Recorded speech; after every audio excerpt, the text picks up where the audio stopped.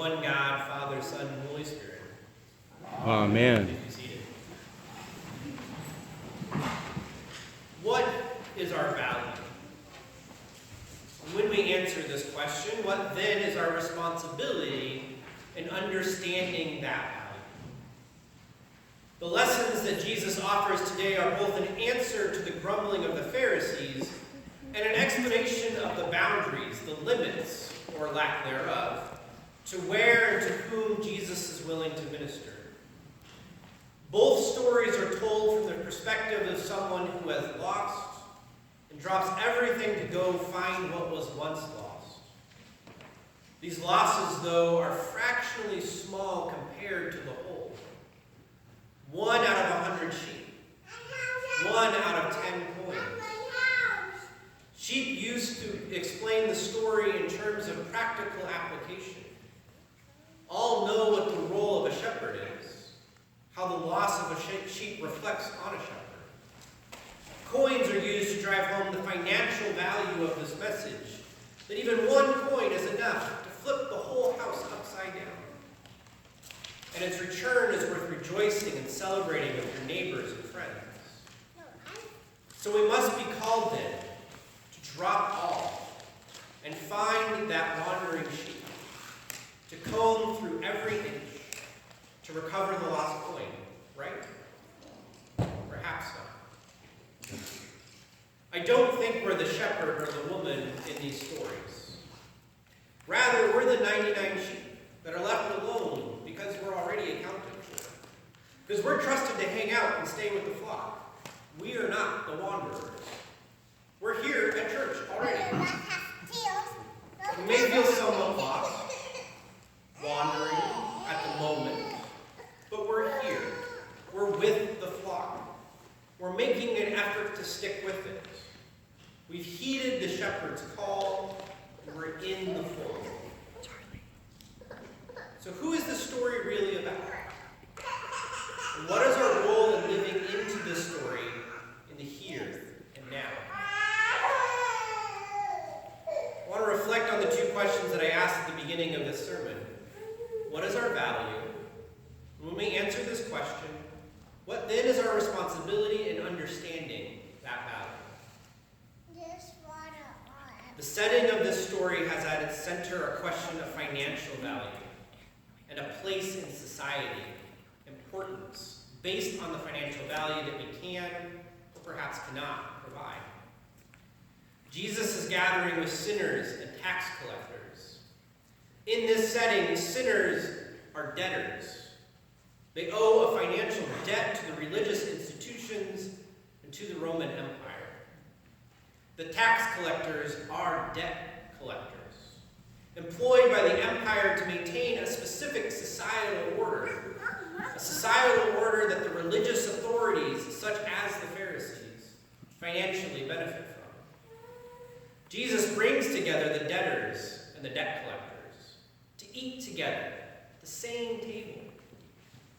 Jesus is exposing the reality that even though they exist on either side of this financial burden imposed by the empire, they are both being oppressed and taken advantage of by the imperial system that seeks to benefit a small fraction of the society off of the work and subjugation of the many. The Pharisees directly benefit from this system that is in place. By not pushing against the Roman Empire, they are largely left alone to practice their religious authority over their people. They are able to maintain a somewhat autonomous religious expression in an empire that is typically known for wiping out competing cultures.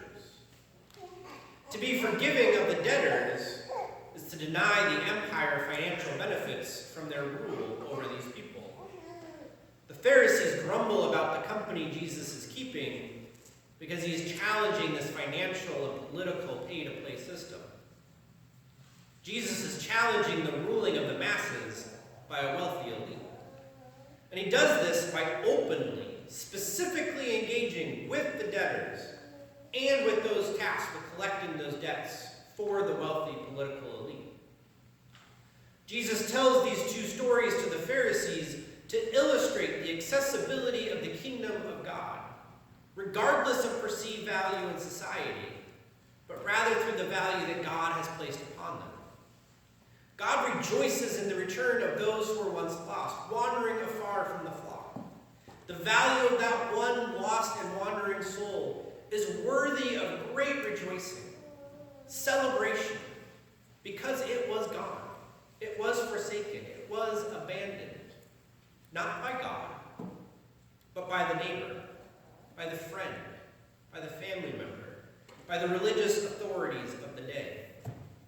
And this is where the reality of these stories hits us today. Even if we are not the shepherd of the story, because we are part of the flock, our value is not any less.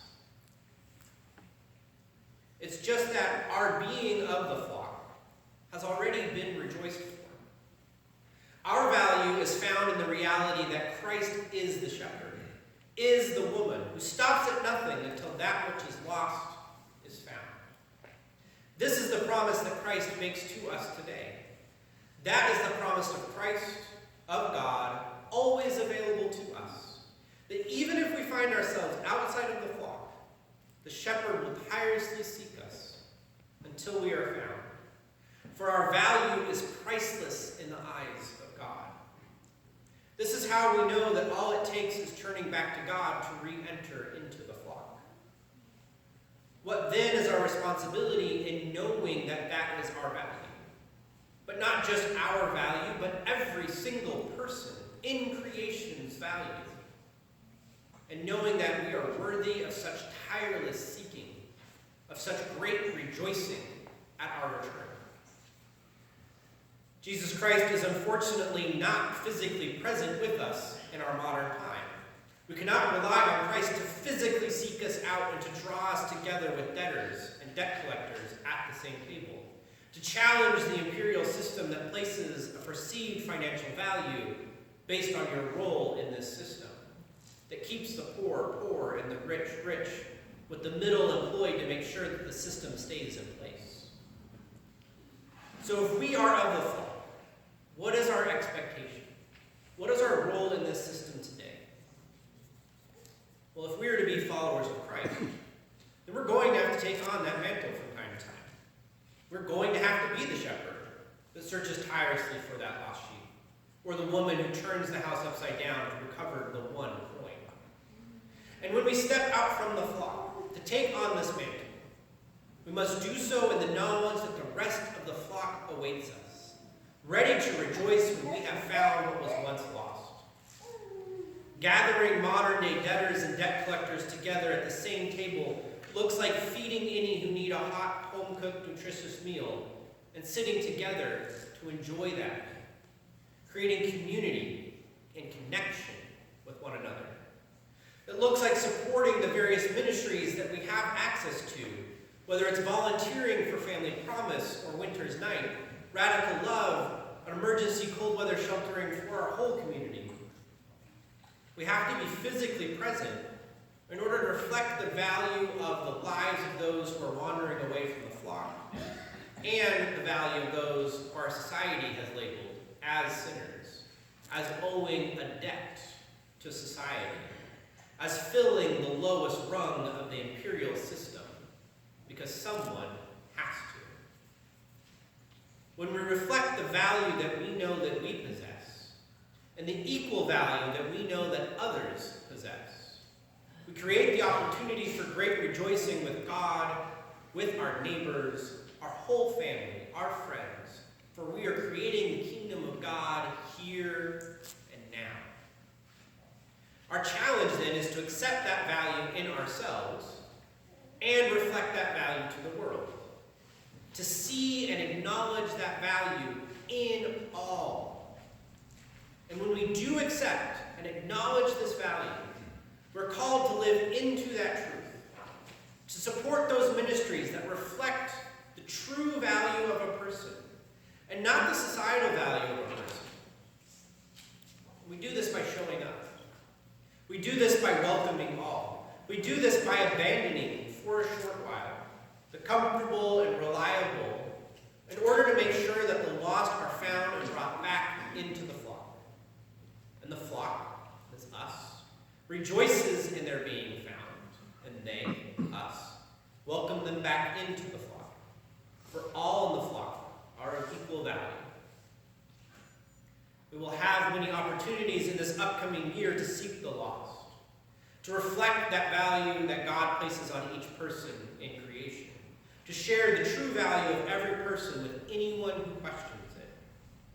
From inviting a friend who is on the edge of returning to the flock, to stepping up when volunteers are deeply needed, to challenging societal structures that only serve to create levels of status based on differing values of life. We are going to be tasked with seeking, but also with knowing that we are also part of the flock already. That the shepherd that is seeking is really and truly Christ. And it's not just that today. We are the vehicle through which Christ does that seeking. And then, when we acknowledge all of this, we can return once again to the flock to be present, to be reliably accounted for, to be trusted by God to be reliable and accountable. We are in a special place with the knowledge we have of the value of the soul in God's eyes. And it's our responsibility as Christians to work on instilling that same knowledge with all whom we encounter. Amen. Amen.